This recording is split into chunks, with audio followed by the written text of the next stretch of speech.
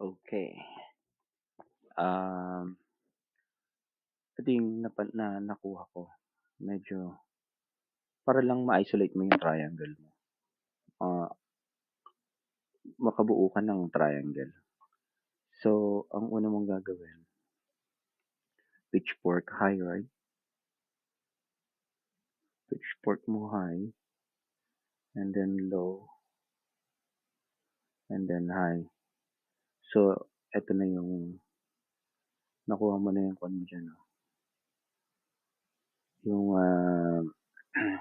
bias mo, right? And then, para mabuo mo yung triangle, dito ka mag-umpisa. Diyan, doon, and dito. So, makuha mo na yung triangle mo. Laging ganun. So, ang triangle mo ay ito. Baseline sa taas.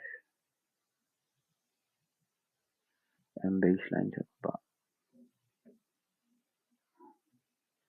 Yan.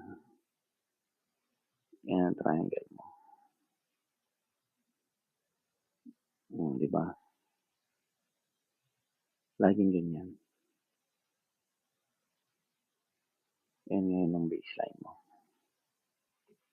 Nice, di ba? So,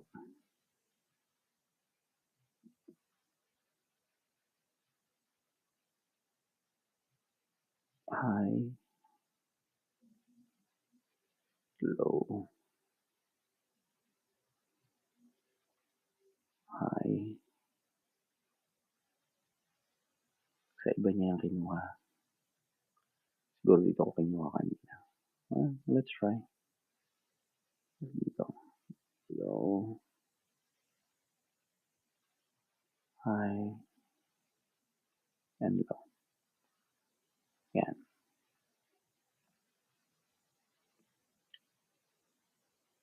So, ito.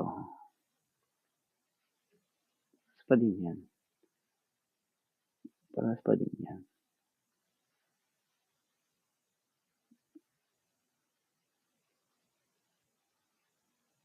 Teka, hindi ko makita eh.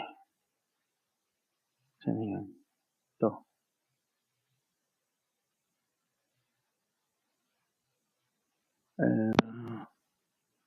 Itong orange. Yan. Itong orange. Yan ang triangle mo.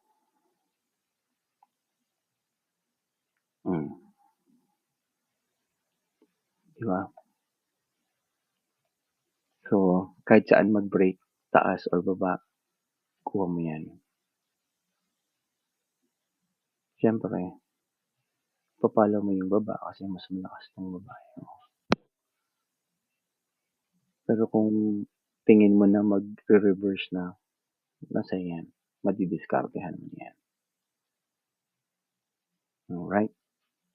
That's all for now.